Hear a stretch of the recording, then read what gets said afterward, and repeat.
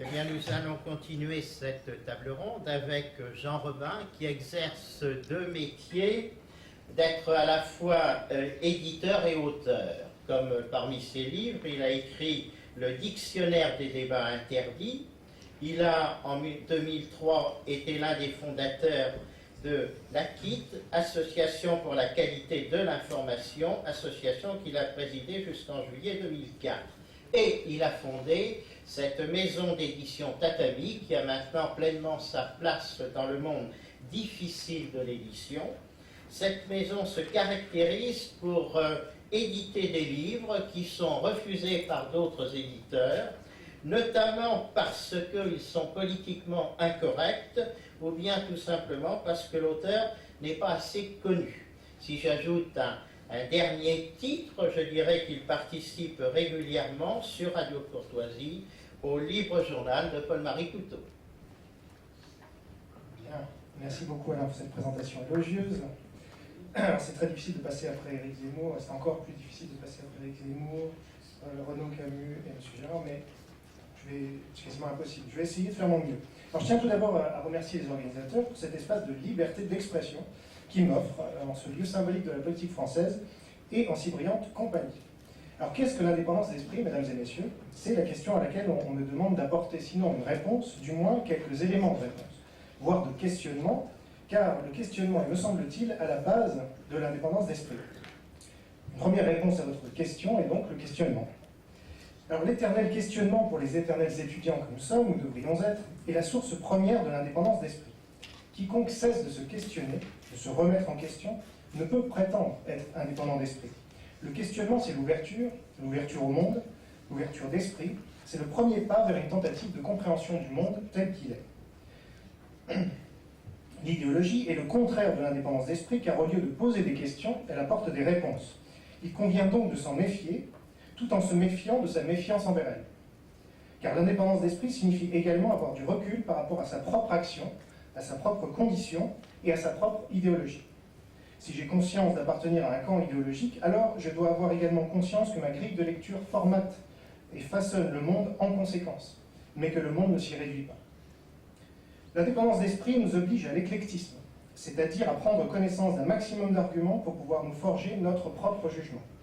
Et ce jugement doit être à la fois solidement ancré dans le présent et fermement ouvert aux changements futurs, en fonction d'apports nouveaux qui seraient susceptibles de remettre en question ses certitudes. L'être qui se veut indépendant d'esprit doit être un arbre enraciné, capable de prendre ses racines avec lui et de les déplacer s'il apprend qu'un bûcheron veut lui couper le tronc. C'est une question de survie, et la supériorité de l'homme sur l'arbre, c'est qu'il peut à la fois être enraciné et mobile, à la fois sédentaire et nomade. Alors après cette brève introduction théorique, j'aimerais passer à un peu de pratique. En 2006, mon indépendance d'esprit m'amena à publier un livre intitulé « La judéomanie, elle nuit aux Juifs, elle nuit à la République ». J'y démontrais que la communauté juive avait été extraite de la communauté nationale par les présidents de la République depuis François Mitterrand, et que des privilèges lui avaient été accordés au niveau médiatique, juridique et politique, générant un antisémitisme de ressentiment. Ma thèse iconoclaste, mais solidement argumentée, subit évidemment l'omerta médiatique, alors que mon livre précédent, Une critique de la télévision publique, avait fait l'objet quelques mois plus tôt d'une trentaine d'articles et portraits flatteurs dans la presse et à la radio, y compris les radios juives. Bien que dénonçant une des nouvelles sources de l'antisémitisme actuel, je ne reçus de soutien public que d'un seul homme politique, j'ai nommé Raymond Barre, qui avait fait de l'indépendance d'esprit une marque de fabrique tout au long de sa longue carrière. Ce n'est que récemment que j'eus droit, 4 ans après la sortie du livre, à un portrait laudateur dans l'actualité juive, à propos de mon livre et des propositions que j'y formule, et notamment l'abrogation de la loi Guesso et du dîner annuel du CRIF. De 2006 à 2008, j'ai été mis par certains dans la case antisioniste, bien que ne parlant pas d'Israël dans mon livre. En fait, les cases sont faites pour ceux à qui il en manque une. Depuis la sortie de mon livre et l'élection de Nicolas Sarkozy, la judéomanie reste forte, mais elle a cessé d'augmenter et mon indépendance d'esprit m'oblige à le reconnaître. Tout comme il m'oblige à reconnaître que ce qui augmente aujourd'hui, c'est l'islamomanie, avec de plus en plus de privilèges octroyés par l'État à l'islam et donc aux musulmans. Mais revenons à un peu de théorie. La révision permanente de la situation et de notre compréhension du monde dont je parlais plus tôt est inhérente à la science et à la démarche scientifique plus largement, qui est un des piliers de notre civilisation. Toutefois, on oublie trop souvent que la condition sine qua non à cette révision permanente, c'est la liberté d'expression. Et ça a déjà été dit. En effet, comment pourrait-on prendre connaissance d'un maximum d'arguments si au départ certains de ces arguments étaient interdits, censurés ou auto-censurés? Tant que la démarche scientifique prévaut, donc que les faits prévalent, aucune idée, même la pire des idioties, ne devrait être interdite, sous peine de se priver, précisément, de l'indépendance d'esprit. C'est pourtant le cas aujourd'hui de nombreux débats qui sont purement et simplement interdits, que ce soit par le fait de la loi, ou le plus souvent par le fait de la morale, le nouvel ordre moral. Absence de débat sur l'avortement, sur la peine de mort, la sortie de l'Union européenne, les prétendues minorités ethniques, ou encore la démonstration scientifique du paranormal, la liste est longue. Une seule possibilité existe et elle ne saurait être discutée. Sur ces sujets éminemment importants et sur bien d'autres que j'ai traités dans le petit dictionnaire des débats interdits, il y a les salauds, ceux qui osent ouvrir le débat, et dont nous avons un certain nombre d'exemples à cette tribune, et les autres. Normal que les premiers risquent le gros, car ceux qui ont aboli la peine de mort ont également mis en place la peine de mort sociale, qui culpabilise au mieux et exclut au pire quiconque cherche encore à se poser des questions. Cette police de la pensée est à bannir définitivement, d'autant plus que chaque Français est sommé de juger en permanence de ce qui pourrait être dit et de ce qui ne le pourrait pas. Chacun est donc devenu à la fois le bourreau et la victime potentielle d'un tel système orwellien, où nous sommes tous individuellement Big Brother. En d'autres termes, nous sommes revenus aux heures les plus sombres de notre histoire, la délation autorisée et généralisée, au nom de la dénonciation des heures les plus sombres de notre histoire. Voilà où se situe le vrai dérapage. Mais nous ne voulons ni le reconnaître, ni reconnaître ceux qui en portent la responsabilité, à savoir les maîtres censeurs, comme les a appelés Elisabeth Lévy, et que j'appelle pour ma part la nouvelle extrême droite. Il n'est à mon avis pas sans lien que l'indépendance nationale de notre pays ait disparu au fur et à mesure que notre indépendance d'esprit disparaissait aussi. Ça a été rappelé. On pourrait égrener les facteurs principaux ayant concouru à cette disparition lente mais inexorable.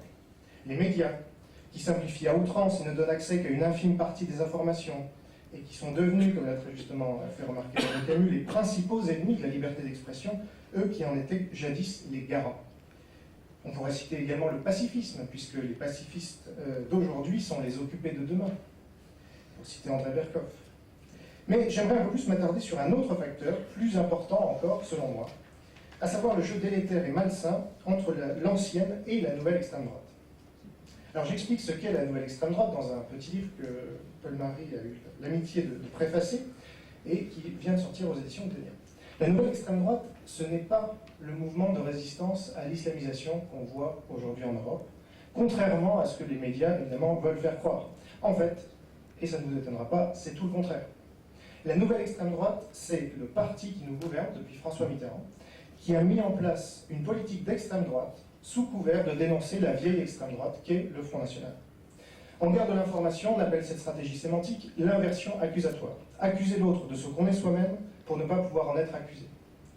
Le FN est donc le bouc émissaire facile et l'impasse créée et voulue par le pouvoir en place pour pouvoir continuer tranquillement sa politique de démission nationale, tout en conservant une excellente image. Après 40 ans de réussite de cette politique, avec Marine Le Pen ou Bruno Gollnisch, nous sommes repartis pour 40 ans, le temps pour la France de disparaître. Alors que faire? Les patriotes doivent selon moi lutter contre l'UMPS et dénoncer la stratégie perdante du Front National. La vieille extrême droite, donc le Front National, a permis de cacher la nouvelle extrême droite, qui est en réalité au pouvoir depuis plus de 30 ans et qui se base sur les mêmes principes. Il y en a 4. Premièrement, la racialisation du discours. Pour l'ancienne extrême droite, il y a l'inégalité des races, 3 millions de chômeurs égale 3 millions d'immigrés en trop, on connaît. Pour la nouvelle extrême droite, il y a le métissage, la discrimination positive, la diversité raciale notamment, et les minorités ethniques, on pourrait même parler du sang mêlé. Deuxième élément, l'interdiction du débat. Le dogmatisme et l'autoritarisme dans l'ancienne extrême droite, le politiquement correct et les lois mémorielles dans la nouvelle. Troisième élément, le soutien à l'intégrisme religieux. Les catholiques intégristes dans l'ancienne extrême droite, mais l'islamisation dans la nouvelle. Les deux partageant d'ailleurs la haine des juifs, des homosexuels, de la laïcité, la dénonciation du complot judéo-maçonnique, la soumission des femmes, le rejet total du droit à l'avortement, et j'en passe. Et enfin, quatrième élément, le refus du vote et de la représentation nationale. Une tradition anti-parlementariste dans l'ancienne extrême droite, le fameux tous pourris ou la bande des quatre. Et pour la nouvelle extrême droite, le référendum de 2005 bafoué, c'est pas à vous que je vais apprendre ça, un parlement dont les pouvoirs ont été délégués à l'Union européenne, l'absence de proportionnel, etc. Bizarrement, ceux qui prétendent lutter contre l'extrême droite ne voient que l'ancienne et jamais la nouvelle, alors qu'elles sont très similaires dans leurs principes, comme je viens de le démontrer. Il s'agit donc de combattre ces deux extrêmes droites, à la fois, mais en privilégiant malgré tout la nouvelle extrême droite, évidemment, puisqu'elle est beaucoup plus dangereuse que l'ancienne, car elle est au pouvoir. Donc elle dispose de moyens considérables pour mettre en œuvre sa politique destructrice. Et en plus, elle incarne aux yeux d'une majorité de Français encore le camp du bien. Tant que l'ancienne extrême droite n'est pas au pouvoir, ce qui n'arrivera pas de sitôt, elle ne représente pas un danger aussi grand. Et on pourrait rajouter que l'intégrisme chrétien, évidemment, est beaucoup moins dangereux que l'islam. Alors, justement, le mouvement initié aux assises sur l'islamisation, le 18 décembre dernier, est, selon moi, l'acte fondateur de cette résistance. Et le Suisse Oskar Freisinger ne s'y est pas trompé en y venant et en y étant acclamé. Renaud Camus, d'ailleurs, non plus, puisqu'il y est venu et il en était un des invités de marque. Il y avait aussi des féministes, des marxistes, des syndicalistes, j'en passe. Il ne serait pas venu si le Front National avait été à la même tribune. À ce mouvement vont venir donc se greffer inévitablement des Français qui ont compris le piège qui leur était tendu depuis 40 ans et dans lequel ils sont tombés sans broncher, souvent faute d'alternative, il est vrai. La lutte contre l'islamisation est l'axe fondateur de cette résistance parce qu'elle est la conséquence la plus flagrante et la plus tangible de la démission de nos élites et parce qu'elle permet de réunir des Français de tous horizons autour de valeurs qui sont à l'opposé de celles de l'islam et qui sont principalement la liberté d'expression, la laïcité, l'égalité homme-femme, la liberté de conscience, l'égalité en droit, le respect de la diversité, sans oublier le sujet de cette conférence, l'indépendance d'esprit, bien sûr. Bref, tout ce qui fait notre identité et qui n'est pas négociable, et que nombre de Français musulmans partagent d'ailleurs, et c'est tant mieux. Progressivement, des groupes influents et des leaders politiques rejoindront également ce mouvement, d'où qu'ils viennent, parce qu'il leur sera devenu évident qu'ils ont plus à gagner à en faire partie qu'à le combattre ou à l'ignorer. Le basculement de certains est imminent, et il entraînera d'autres basculements, inexorablement, car ce mouvement ne saurait être diabolisé comme l'est le Front National. La France et l'Europe vivent la même chose, à peu de choses près. On retrouve d'ailleurs cette résistance en Suisse, en Hollande, en Autriche, en Belgique, en Allemagne, en Italie, et elles étaient d'ailleurs toutes présentes aux assises. Il ne s'agit donc plus de sauver la France, mais de sauver l'Europe contre l'Union européenne et ses élites technocratiques qui sont la nouvelle extrême droite. La guerre a donc déjà commencé, mais c'est une guerre de l'information avant tout. Tant que la nouvelle extrême droite qui est au pouvoir n'aura pas été démasquée et qualifiée comme il se doit, nous ne pourrons pas gagner.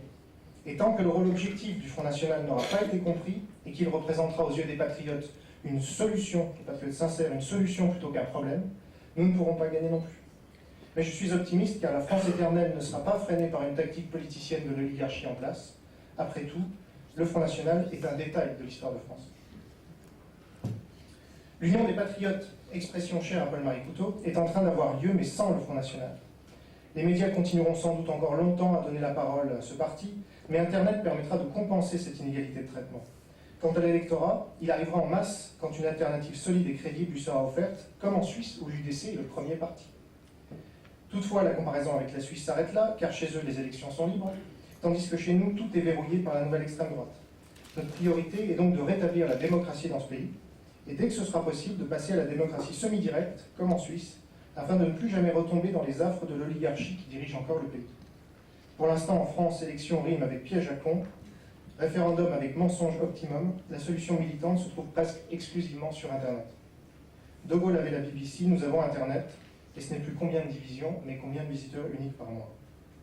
Justement, et ça sera ma conclusion, une déclaration d'indépendance médiatique doit être proclamée sans plus attendre, afin de constater que l'information n'est plus le monopole d'une caste de journalistes autoproclamés qui désinforment depuis si longtemps sur la plupart des sujets importants.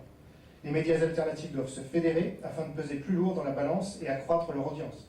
Comme toujours en politique, il s'agit d'un rapport de force. Les assises ont été visionnées en direct par plusieurs centaines de milliers de personnes. Les sites et les blogs indépendants représentent déjà une audience cumulée égale à celle des plus grandes chaînes de télévision. Et donc, l'indépendance d'esprit passe par l'indépendance médiatique, et nous gagnerons cette nouvelle guerre qui nous a été déclarée. Je vous remercie.